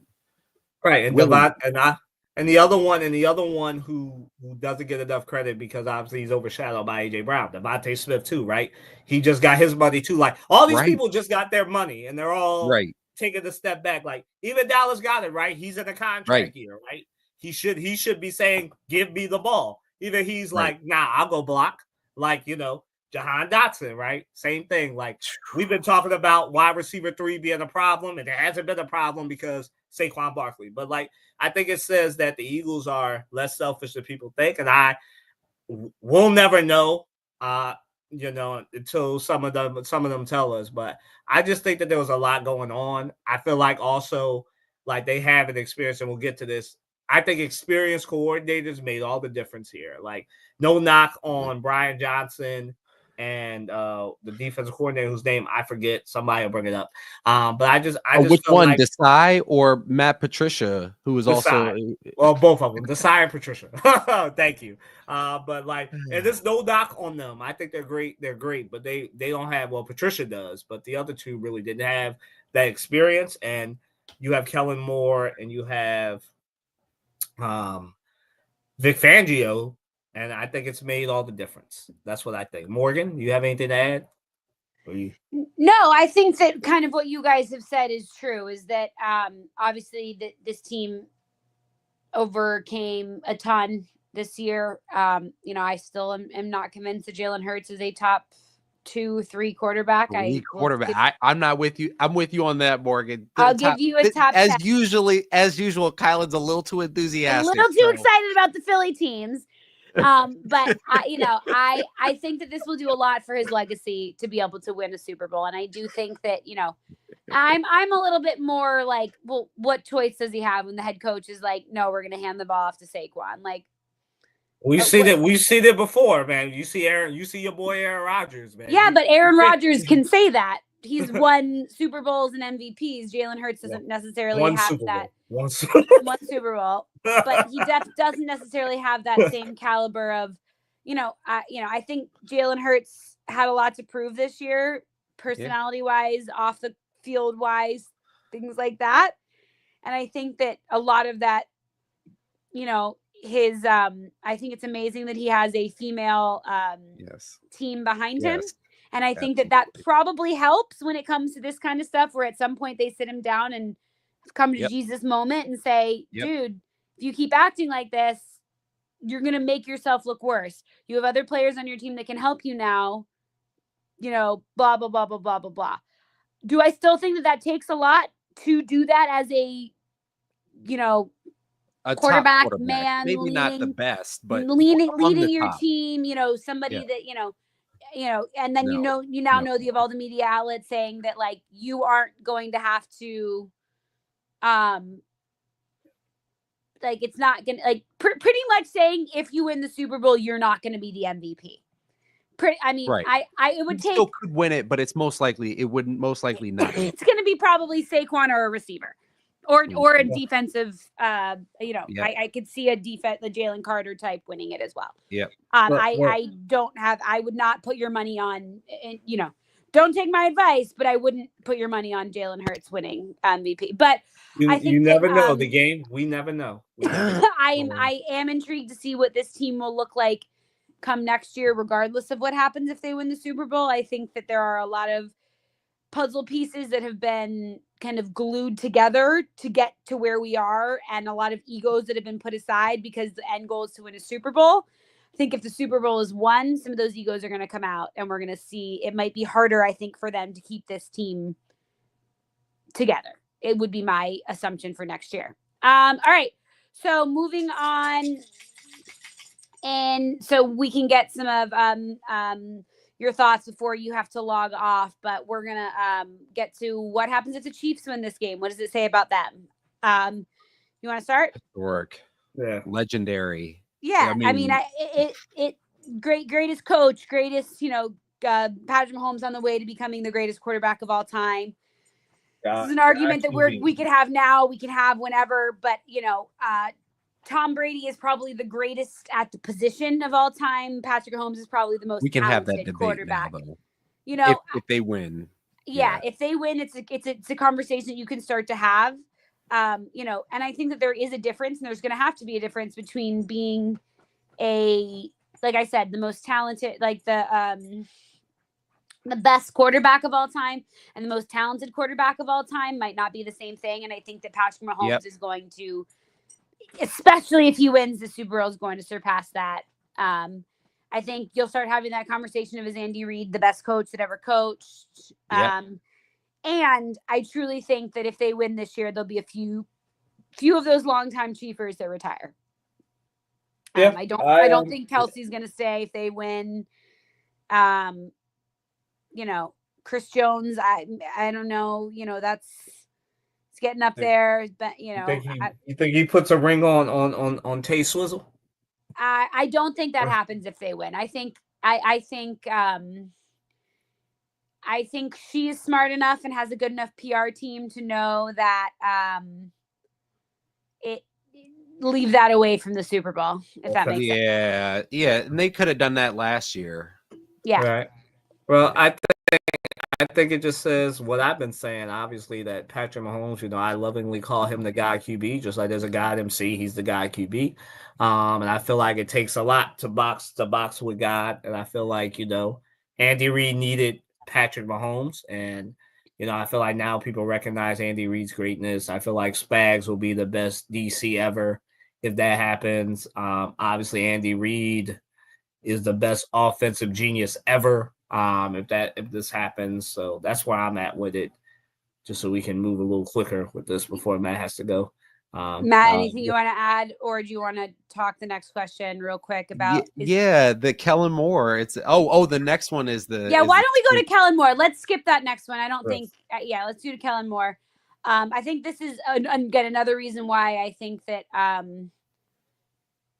I guess, like I said, I don't know how much they're going to be able to keep this team together if they win.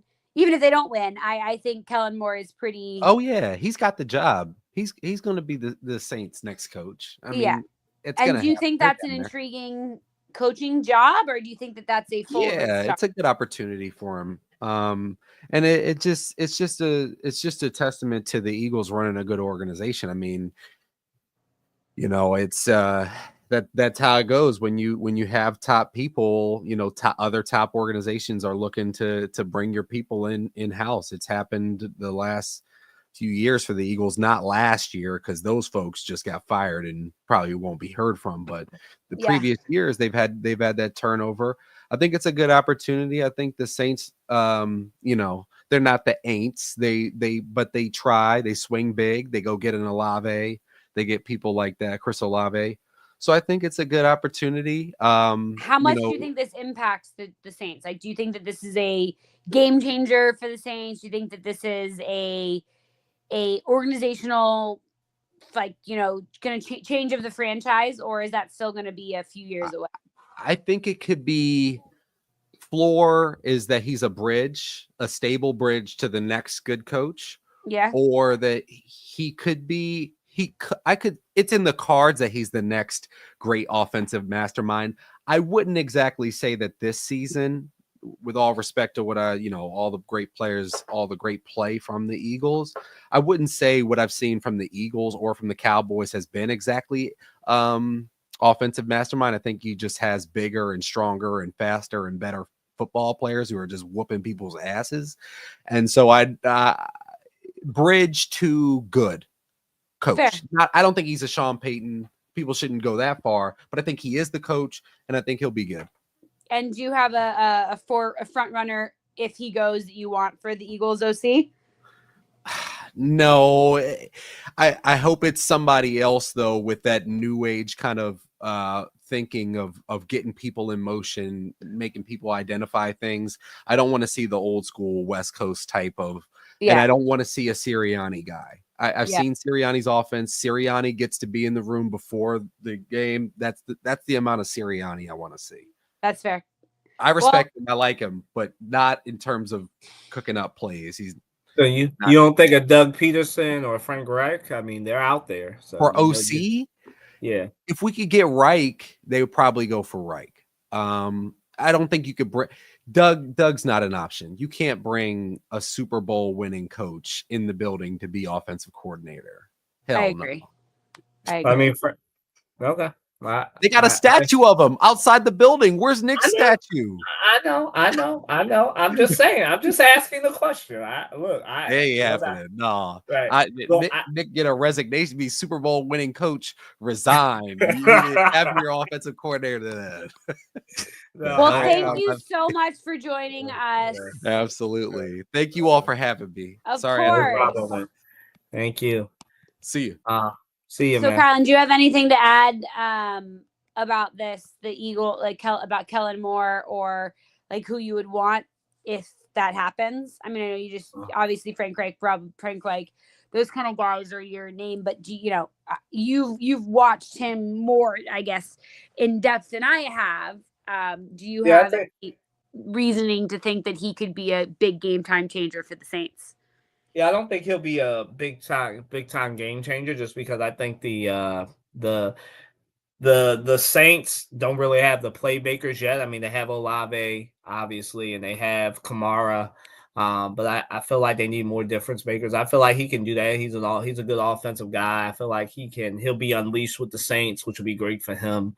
I think we'll get to see if he's that type of game changer now, but what's in the Saints if he takes the job. Yeah, obviously this is all speculation. So I think he'll be a good enough coach to win the NFC South and take the Saints to a playoff and then promptly lose in the first or second round, depending on where he goes. So I think it'll make the Saints better contenders. I'll give you that. As far as who should be the next offensive coordinator for the Eagles, I think I can see it being Slovic, or the dude from Houston. I would love that. Frank Reich, I take. I know Matt just laughed at Doug Peterson, but I mean, I think Doug Peterson's down at his lowest right now. I think he could come back if not as OC, as as a consultant or whatever, kind of like what they did for Fangio.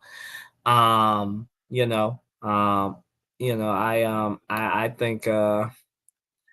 think we can do that as well.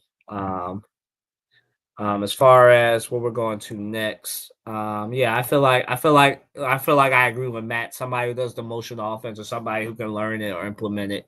Knowing the way the Eagles think, they'll either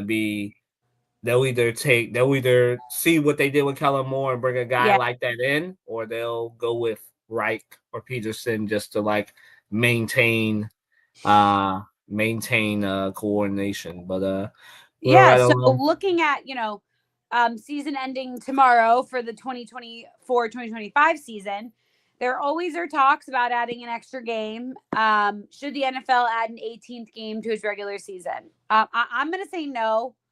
I think the season is long enough. I think the players do not want to play more. I think that you add another game, these contracts are going to start getting ridiculous.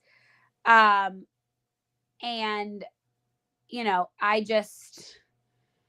I am under the impression that it's just too much. It's yes and no. I think that you definitely would have to get rid of a lot of the preseason. Maybe only have 1 or 2 preseason games if you want to do this, but I don't think there are a ton of players that want to do it. You ask the players about it all through Super Bowl week, and they all are like, no one wants to do it. I mean, yeah, sure, you can make a crap ton of money, but you're just going to end up having one more week where 10 games, 15 games mean nothing, and the other 3 have serious impact. What do you think? Yeah, I think so. I'm in agreement with you. I think that they should stay at 17. I had the same problem when they added the 17th game. Morgan knows this, as we had this discussion on this podcast. Like, I just think like, obviously football, I think, has an overinflated importance when it comes to their regular season, because as Morgan knows, I think it's always the same 4 teams that matter, and then there's 4 other teams that are all right, but there's really only in the single digits of really good teams that people should care about. So I feel like, an 18 game would just make the regular season even more longer, she said, even more relevant, bleeding more into the college football season. But the NFL is king, and I'm sure they'll add an 18th game because the players' union is weak. But me personally, I don't agree with it. But I am of the mindset that, I just don't think it's useful for anybody. But hey, if that leads to a roster extension and more people getting money in the NFL, which Morgan knows what I say, NFL stands for not for long. So more people get money for a sport that they play, that shortens that not only shortens where they have a short career, but also no offense to anybody, but the lifestyle ends up changing because you play this sport, for a more cleaner way of saying it. But yeah, I'm of the mindset that I don't think they should add an 18 game, because I think it's kind of dumb. But they extend the roster as like a come on, let's do it for the players, and so be it. But yeah, like Morgan said, they have to shorten the preseason. They might have to start earlier to make up for it. So yeah. There's no way you'd be able to start at the same time. Yeah. So something else that happened this week, we had the NFL honors, Josh Allen MVP, Saquon Barkley Offensive Player of the Year, Jaden Daniels Offensive Rookie of the Year, and was just to be expected. Jared Verse, Defensive Rookie of the Year. For the big awards, I think they got this right. We've talked about this in the past with, who was going to win the MVP. And I had said Josh Allen all year. I just think that you can't just look at stats alone. You have to look at the team that's surrounding you. And Kylan can't even get out of this one because he said that they need to get Josh Allen more help more times than he can count on his hands.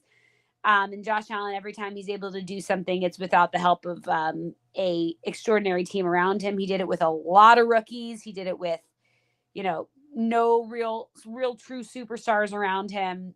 And I think that that's something that you can't you can't take for granted. Lamar obviously had an amazing season, but he is surrounded by greater talent on both sides of the ball.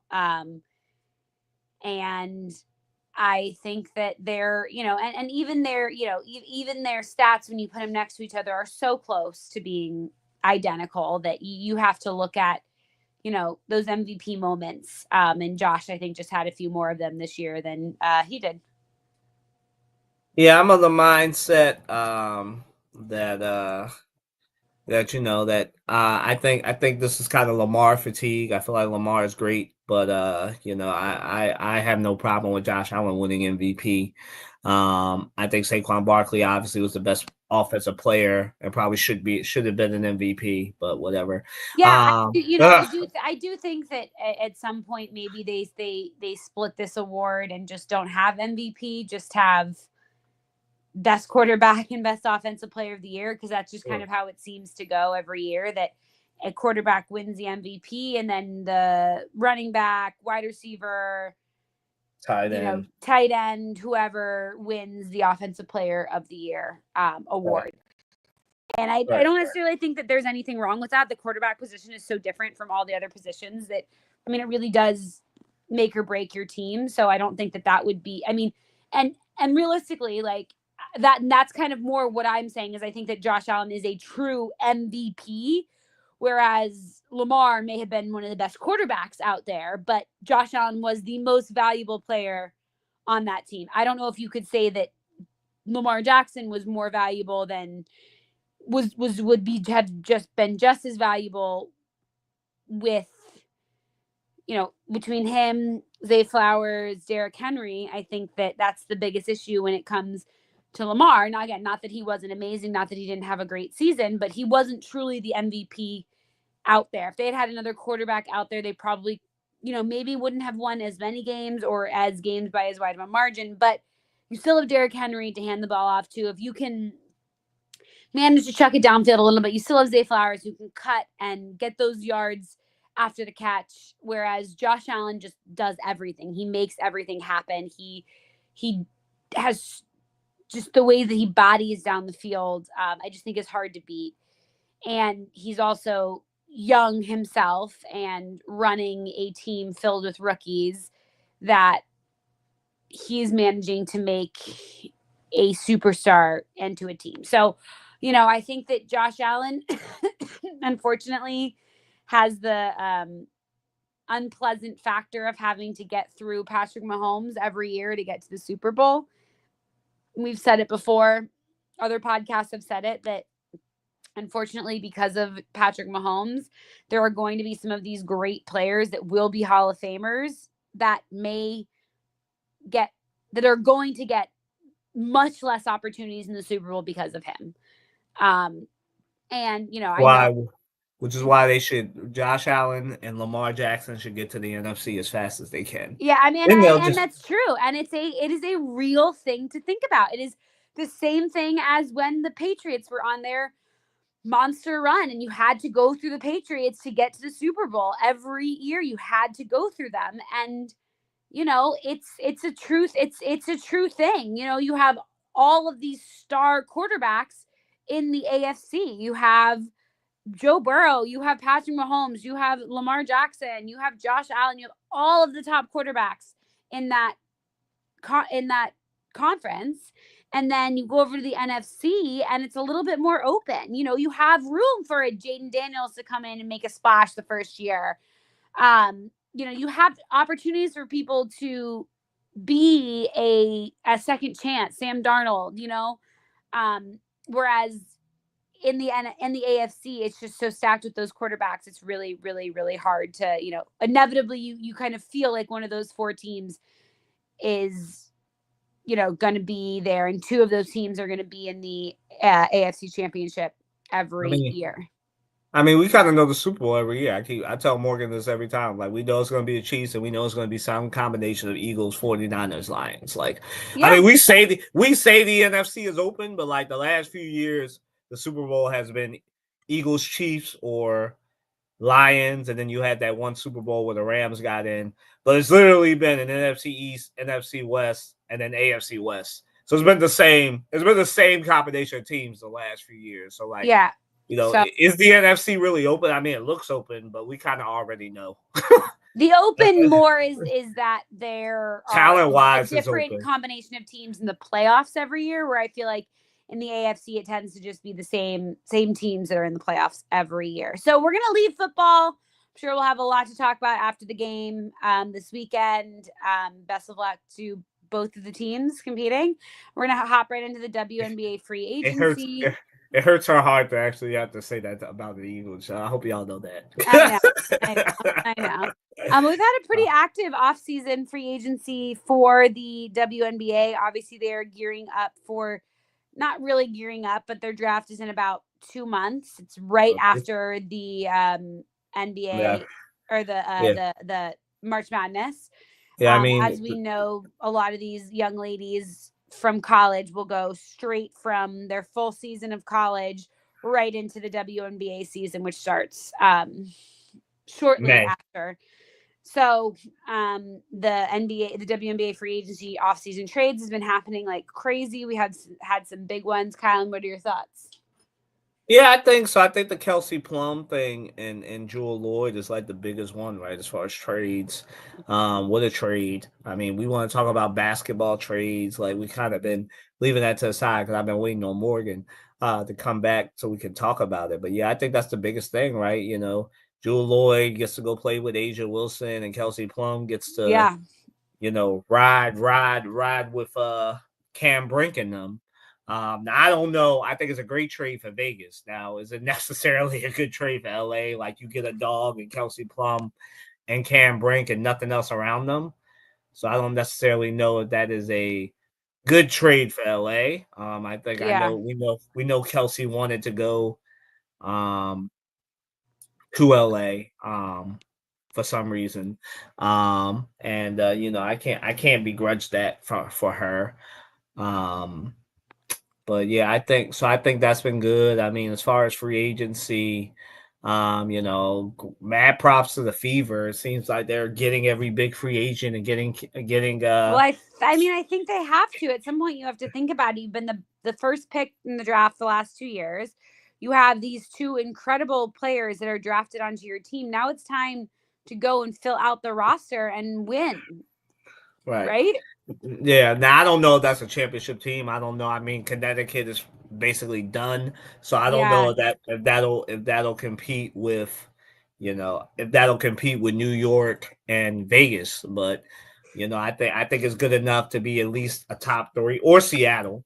Top 3, top 4, maybe top 5. Like, I feel like they should definitely be a top 5 seed.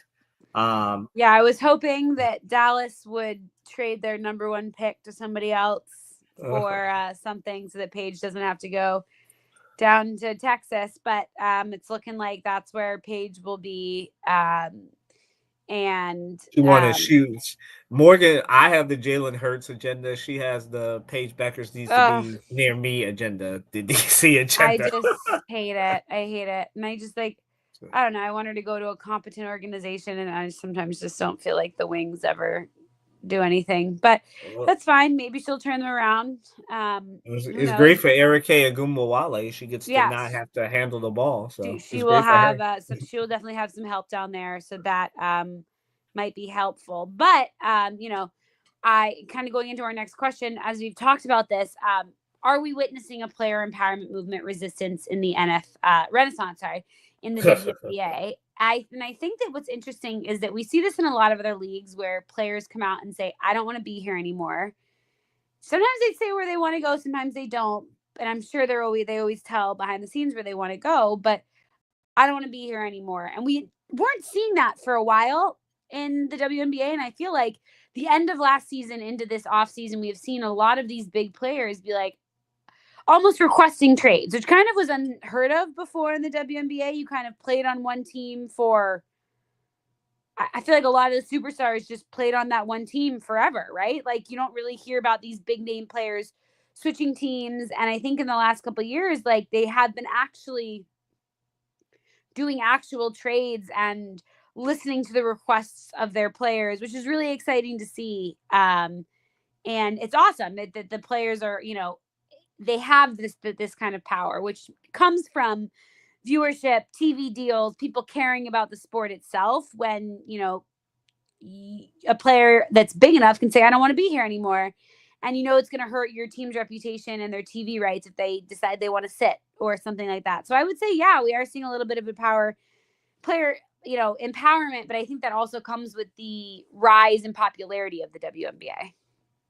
Yeah, I think you've always had a player empowerment movement in the WNBA. I just think it's way more obvious now, as going on with Morgan, as the financials have gotten better. Now you see teams, you see a Jewel Lloyd and everybody else being like, I don't want to be here no more. Now we'll never know the internal struggles or anything about it, but you know, you have that, and I think it's great. I think that more players need to be doing it, especially if you feel underappreciated. Yeah. I'm not rooting for a super team, but like, you know, I feel like we saw with Stewie, with Seattle and everything else. So like, I don't know. I think there needs to be some changes specifically in Seattle. You know, I think you see it with the Fever. We'll see about Chicago and what's going on there. I was going to say Chicago. I felt like there was a lot of turmoil at the end of the season, and we haven't heard a lot coming out of that camp from the off season. So we'll see if they make any big moves right before the draft. Yeah. So we'll see what it is, but you know, we'll keep y'all posted on it. Yeah, getting excited for that season to start. Like I said, I'll definitely be out for the end of March Madness. You know, if UConn does something big, maybe I'll pop in for an episode or two with the newest UConn fan. But we will keep you guys updated. Moving to Kylan's favorite subject, the Philadelphia Sixers. Again, I'm going to let him take it away. He's got 4 minutes. At 1:40, we're moving on to our final question, so I can talk about my UConn Huskies. So the Sixers, right? Obviously, they had an embarrassing start to the first half, letting Malik Beasley go off at 36 points. Defense really wasn't there. Joel Embiid kind of settled himself in, and they led a lot of people to be like, oh, you know, he couldn't make a shot. Neither could most of his teammates in the first half, and then they were down by 30-plus points. But then he really came on in the third quarter and kind of wasted, like, he played the entire third quarter. I didn't think that was a smart move by Nick Nurse, but he decided to do it, and they kind of came back because of it. So he scored his 20 points, and, you know, I feel like they wasted a good performance by Quentin Grimes. And I feel like the Sixers, they're coming. They have some things to work out, and they kind of cannot afford to have any more lackadaisical starts. I kind of don't like these games before the All-Star break, because I kind of feel like we're seeing it all over the NBA, that like we have teams that are just tired because they've been playing 50-plus games now. And you're kind of seeing it. You see it with the Celtics. You've seen it with everybody, that they're kind of come out lackadaisical. So I think the Sixers, they beat the Mavs. They had a chance against the Heat. Didn't happen. You know, they had their chances to make it a little bit tougher on the Pistons and maybe win that game, but that didn't happen. So all eyes are on the Bucks tomorrow. I think that'll be a really good game. Joel Embiid usually gets up. If he plays, he should play. Up for that game. I think the Sixers will pull off an upset. And then after that, they have the third easiest remaining schedule in the NBA once they get past the Celtics and everything post All-Star break. So I feel like the Sixers will make the playoffs, at least the play-in tournament. I feel like they have a team that will surprise some teams. I feel like they'll at least get to the second round. I still think they could be an Eastern Conference Finals champion, and if everything comes together, they can go to the finals. Now, will that happen this year? Probably not, but you never know. You know, as Morgan often says, anything happens once you get into NBA playoffs, and anything happens in 7 games. We've seen it, that the Sixers usually have one of the best games in the playoffs when they get to the playoffs. So, you know, I am of the mindset that the Sixers are still right where they want to be. They'll be able to get ahead of Chicago, because Chicago is kind of phoning it in.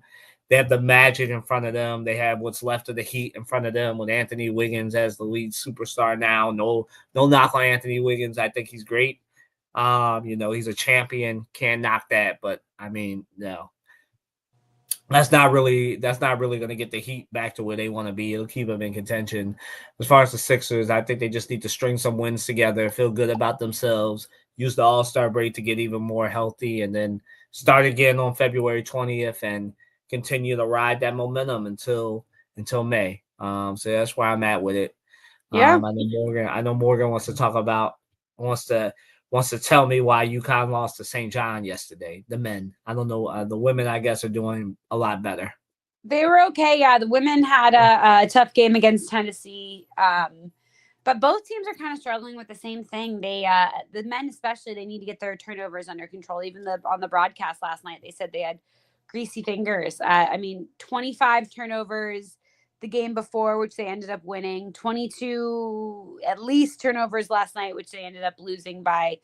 The ending score was they were down by 6. They should have probably lost by about 2, just by how the end of the game happened. But they have no one to blame but themselves. They had a 14-point lead at one point in the first half, and they just continually let these leads slip away. They're able to come out really hot in the first half and start well, and then the turnovers happen. They're missing threes. They're missing their free throws. If they made their free throws last night, they would have won this game. McNeely is back, and he had a rough first half, but kind of started to feel himself in the second half, which I think is going to be huge for UConn. But hey, none of this really matters until you get to March, right? So they are solidly, still, I believe, in that they're going to make the tournament, which is great. They're probably going to be a much higher seed than they would want to be, but they're still UConn. They still have Dan Hurley. They're still finding their way a little bit. It's a super young team. And we keep saying this and it's hard to imagine, but in the last 2 years, they've lost 7 players to the NBA, 5, I believe, of which are currently starting and playing high level minutes. So it's tough to continue on that level when it's great to get those kind of players and those players when they stick around for more than 1 year. But it's hard to rebuild when you lose, like I said, 7 players to the NBA. So hoping that they're able to kind of get a control on it. The turnovers is going to be their biggest issue. If they can't get a control on their turnovers, there's just no way they're going to win. But it's a big part of it. And on the women's side, Paige needs to be more selfish, and that's a problem that she's had for most of this season, that she knows she can take over a game, and she needs to do that. No one's ever going to call her selfish for doing that because she's Paige Becker. So she needs to start taking over some games and being a little bit more selfish and taking those shots that she knows she can make. So We're going to, talk about the most dominant teams. Honestly, I think some of these, I think this year is, there's a lot of really, really good teams. And I think more in the past, like last year, UConn was just so far above all the other teams. It wasn't even fair. Like I said, all 5 of their starters will be in the NBA. 4 of their starters from last year are in the NBA. 2, I believe, are currently starting, and the other 2 are either crushing butt in the G League or playing some good minutes in the NBA. And I just think that this year there's teams that are a lot more. It's going to be a tighter. I don't think you're going to see a team do what UConn did last year, if that makes sense. Win by 30 points. Auburn is amazing. They are really, really, really a powerhouse right now. And I think that the advantage that the SEC and the Big Ten have this year over maybe other years is that there's so many good teams in the SEC and the Big Ten, is that they're getting good practice playing against good teams. They're not running through the teams either. You can say the same thing about the Big East, though. The Big East is a fight every single night, every single game. Doesn't matter if you're, pretty much all those top 5 teams, it's an absolute brawl every night out there. So many of these games are going into OT, and I think a lot of these teams are going to be ready when it comes to March. So I don't know who's the most dominant. Obviously Auburn has been number 1 for quite a while, and I think that they deserve that spot. I think Duke is really good this year. I don't think that they're, old school Duke anymore, but Cooper Flagg is really, really, really good, and he's going to be hard to get around. But I think you have Marquette, Creighton, St. John, UConn are also really, really good teams. And I think that on any given night, any one of those teams could win as well. So that's kind of where Yeah. I'm looking right now. Yeah, I think Auburn and Duke is where I'm looking. I'm looking at Kansas too. Kansas is coming along now that they got their main point guard, who I think has been there for like 6 years now, back. Harris. I feel like Tennessee's there too, but I feel like Auburn and Duke are like the two most dominant teams, but I think that Auburn and Duke kind of have the same problem. Duke has it a little bit less than Auburn. I think Auburn's going to be undone just like all the other Auburn teams. It always happens that they always forget how to shoot threes because they don't have enough 3-point shooters. I feel like Auburn's going to be undone by that. Um, I feel like Duke could just as easily get to the championship game against UConn or whoever again, and I can just as easily see them getting eliminated in the Sweet 16 because I feel like, unlike the other Duke teams, they're really built around two players and Melo Watch just being dominant on the boards, and I feel like once they start playing, and obviously the ACC should be better, but it's not. This year it's kind of a down year for all the big teams there. Syracuse, UNC, all of them are kind of struggling. Syracuse will probably be better next year when Keon and them come. But I'm of the mindset that I just think it's those two. But I feel like Duke and Auburn both have the same problem. They don't really have good 3-point shooters. And I feel like once you force them to play in a close game, it'll show itself. But I'm telling y'all right now that I wouldn't be surprised if that's the championship game, but I feel like both of those teams can't shoot threes. And so I feel like, this is no disrespect. Like it's literally Duke is literally built around Flag and Canopal. And once both of them go cold, which they will, from the 3-point line and from the 2, and they forced to have to go to somebody else. They don't have the Jared McCains. They don't have Proctor's currently playing at Baylor right now. Like they don't have those guys, and I feel like once that'll become apparent once the tournament actually starts. But before then, they'll just look dominant, and then people will be surprised. But you heard it here first. Yeah. So let's head into our shout out segment. I just want to give a giant shout out to all my dancers. I know I do this a lot, but going to Florida for the first time for nationals was awesome. And then coming home and 2 days later, winning our conference championship was amazing. So proud of them. Proud of us. I am exhausted. You can probably see it in my eyes. I am so pregnant and so tired, but we are here. We are close. And we got states in a few weeks. So getting back at it on Monday. Yeah, I want to give a big shout out to Morgan. She made a goal last year on this show, and it happened. So good for you. We always want to holla, shout out the people who actually do what they say. Morgan knows that's a big thing for me. I don't like hypocrites. So I'm happy she did it. I mean, it's not like she set a goal for this year, but I'm glad that it happened. So I'm happy for you and your girls. Congrats on that. Thank you. I want to shout out. I know that it's superstition here, but I want to shout out, everybody doing it big here in the city of Philadelphia. Like we've had a number of murals for the Eagles, a number of good things happening in the city with the Eagles and with the sports teams. I want to shout out the Eagles and the Sixers for, we had one of the, I don't want to say survivors, but a lot of the people affected by that plane crash last week were children. And so there was, I think his name is Andre Howard III. He's a big Eagles and Sixers fan. So I want to shout out the Eagles, Tyrese Maxey and the Sixers for doing a lot for him as far as game worn gear. Like Tyrese Maxey literally went up to the hospital and paid him a visit. So shouts out to them, to all the sports teams doing it big. And, there's probably stories that we don't know about what each of them have done for these children who have been severely affected. I know that there is one child who's severely burned. I know, I think he's up near you in Boston, getting treated at their children's hospital, which I guess is pretty good if they're treating burn victims.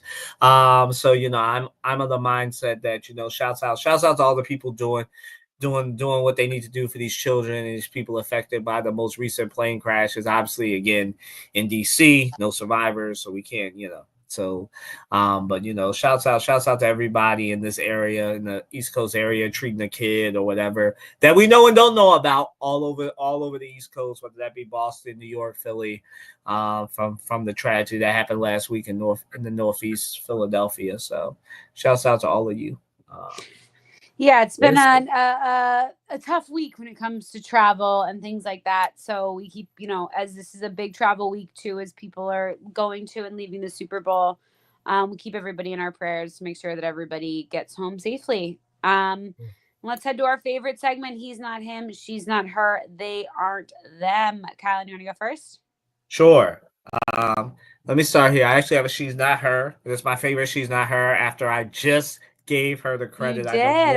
Is Kim getting it? Yes, I know Morgan saw the clip, man. I don't know what Kim giveth and Kim taketh away, man. After all the good buzz I was giving her, she got real angry. And I have no problem with coaches showing emotion, but how dare you disrespect a legend like Seimone Augustus, who is your coach's assistant? And I know you saw this video. You knew she was gonna be my she's not her when I saw this. She's slapping the thing out her hand and Seimone doesn't even pick it up. I'm just like, how disrespectful for no other reason than this is that shouldn't happen to anybody, whether they be a college student or anybody. Like, Kim, just keep your emotions in check. And I know that you're fiery, but you've been doing so well this season. I have not had a she's not her. And now you're doing this to me, as Morgan knows, after I just said she is her to her. So yeah, I just need you to do better, Kim. Like, LSU is doing okay this season. But you gotta be better with the emotion. Like, there's better ways to show emotion and show anger than slapping the clipboard out of someone's hand. And that's why she's not her. Man, my day aren't them is I don't really have a he's not him. My day aren't them are all the people who told me that Jalen Hurts wasn't a good quarterback. Morgan knows I was going to do this sooner or later. I might as well do it now before we know what happens tomorrow. So all the people who told me that Jalen Hurts, excluding Morgan because she's been respectful, told me Jalen Hurts is a bottom. I never said he was a bad quarterback. I've always said he was a top 10 quarterback. I just said he's not a top 3 or 4 as you think. I said you're excluded from this, but like all the people who have had like Justin Herbert over him, like all these people who I've told Morgan, I've told anybody I listen, she's heard me say this in buildings before, that like Jalen Hurts is a top 5, top 4 quarterback because he is that good. And all y'all favorites got knocked out by him or Patrick Mahomes. Jaden Daniels told him he's not there yet. He's coming. Matt Stafford told him he's old. Get out of here. And I just, made, and all the stuff that the Eagles have done. I mean, it's all because of him. So they aren't them. All the people disrespected Jalen Hurts. He's definitely a top 10 quarterback. He's definitely top 3, top 4, top 5. I think he's better than all the people except for Patrick Mahomes y'all put in front of him. I'll give you all Joe Burrow, but I can't give you Josh Allen and Lamar Jackson just because they're not going to their second Super Bowl in 3 years. And yes, you can say he doesn't have to play Patrick Mahomes in the championship every year. And you might say that's because they got to play Michael Jordan and Tiger Woods, and he turns them into Phil Mickelson and Karl Malone and Charles Barkley and Patrick Ewing. You can say whatever you want to say, but that was their choice, especially Lamar. He had a chance to leave if he wanted to. So I'm of the mindset that my they aren't them to all the Jalen Hurts haters. And my she is her, because we didn't talk about this, but I'll talk about it next week. But my she is her, the Angel Reese and her PR team, because to be the first female, I was really surprised when I heard this. To be the first female athlete to be sponsored by McDonald's is a crazy stat. So shouts out to Angel Reese and her team, who continue to do a great job getting her out in front of things and making people jealous. Morgan knows I love that. So making people jealous and just pulling up and stuff. And I like Angel Reese, I am in awe of your PR team. Like I need them representing me, and I think Morgan does too. We need them representing us. So I like shouts out to you. But yeah, I have a she's not her and a they aren't them. Morgan? Yeah, so I have a he's not him. And it's kind of like a preemptive one because I still don't think we necessarily know what's gonna happen with this, but it's not really sports related. And I normally don't ever get into politics on here. But for those of you that don't know, my background is in musical theater. My undergrad, I studied theater. I was a professional actor Oh yeah. for a very long time. The arts are a very, very, very important part of my life. As you know, I still coach and teach dance. It came out a few days ago that the new administration was going to dismantle the Kennedy Center um, chairmanship board and things like that, and that our current president was going to be taking over as chairman himself. Now, this has not happened yet. I do know there have been people that have been fired and let go from the Kennedy Center that have been there for a very long time, that are very good at their jobs. And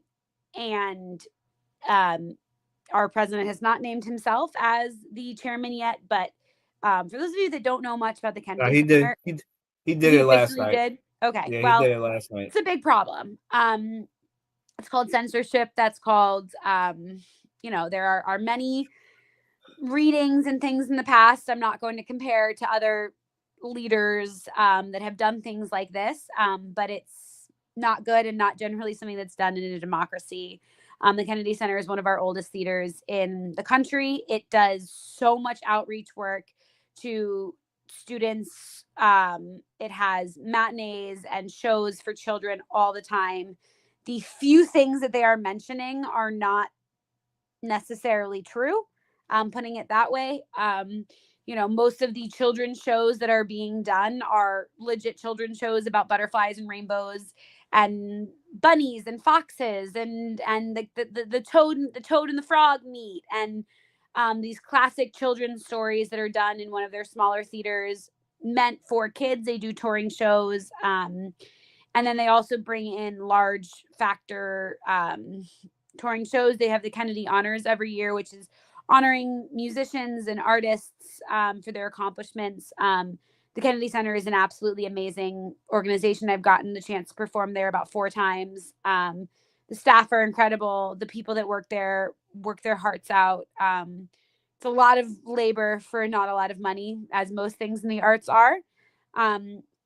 And because the arts are, and again, people might say, well, why are the arts being funded by the government? Because art is important. And it's no different than, it's part of school curriculum. Children should be introduced to music and to theater. And if you want, theater goes into public speaking. But I just, it's a He's Not Him. It's really, really important and close to my heart. If you are interested in it, do some research on it. See what you can do to help, because it's a big issue. And the Kennedy Center, if it can happen to the Kennedy Center, it can happen anywhere, putting it that way. It's, again, one of our largest, oldest, most famous theaters in the country. And,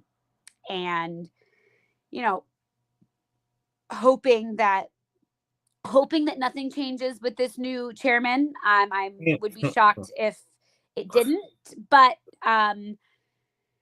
just preemptively, making yourself in charge of something that you know nothing about is crazy. It'd be like putting me in charge of an NBA team. It's crazy. And there are people who work their whole lives to be chairman of boards of places like this because they care deeply about the arts. And unfortunately, the arts is not an easy place to be in, ever. It's not a place that you make money in, really, ever, especially performing arts. Cinematic arts are a little bit different, but performing arts, you tend to not make a lot of money out of it, which is fine. And we love it. And I would still do it every day of my life if I could. But that's my He's Not Him. Am I They Aren't Them? I feel like I do this every time we have like Combine, Super Bowl, whatever, but is the journalist who asks stupid questions. Oh my God. Media nights, opening nights, panels, like, come on. And the players are over it. You can tell eventually these things are just going to get shut down. What's going to happen is you're going to lose credential rights for everybody that's not a giant media conglomerate. So use your brain and ask relevant questions, or don't ask questions and be there and soak it in by reporters who know how to ask questions and write stories on those questions that are being answered. If you're going to ask a question, make sure it hasn't been asked before. Don't go up and ask a question.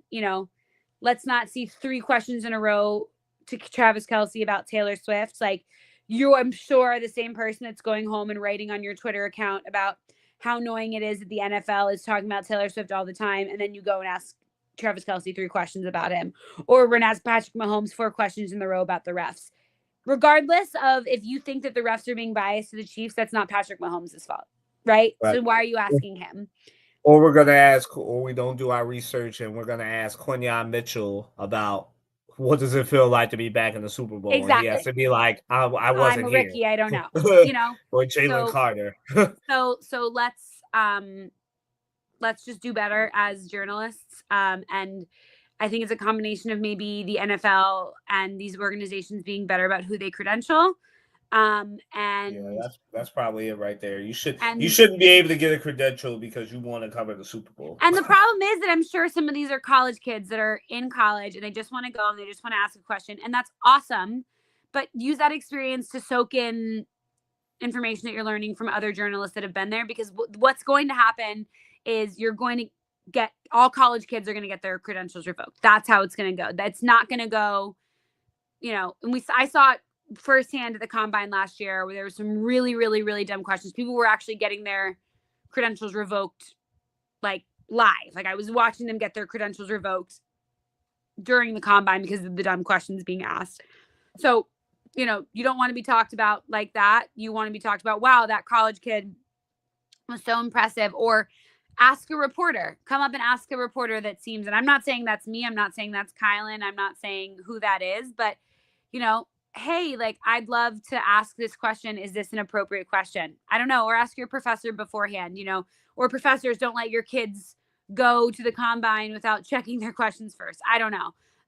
But we need to do better as a society of reporters when it comes to that, because it's embarrassing and no one cares if you are asking them if birds are real. So, right. And the other thing is this is why the NBA and everybody else has such strict standards when it comes to credentialing, and like I don't know what the Super Bowl does. It seems like it happens at the Super Bowl and the combine every year, and we have this conversation every year after both of those events. So maybe it's just maybe it's just an NFL problem. I don't know. I don't see these questions coming out from other organizations. So NFL maybe.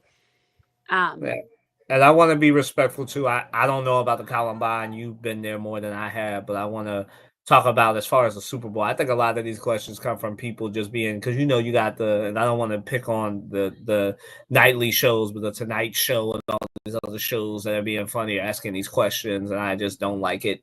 I feel like if you're going to credential like comedy shows or whoever, and I'm not going to disrespect the comedy journalists and the writers because Morgan, I know some people that do that, like they are ultimately respectful people, but when whoever's coming up with these questions, whether it be from comedy, bars, whoever, like you gotta like understand that these players already don't want to be there, and they're used to like professional press conferences. They are not used to like, it only happens during they're the Super locked Bowl. in, especially I think it's one thing if George Kittle is up there and you want to ask him something silly, or Gronk is up there. I don't know. I just feel like sometimes you have to feel out the players. There are definitely some players that'll let you have some fun with it. But like, I wouldn't say if you've done any research, Patrick Mahomes or Travis Kelce or Jalen Hurts would be somebody to try some of these questions on.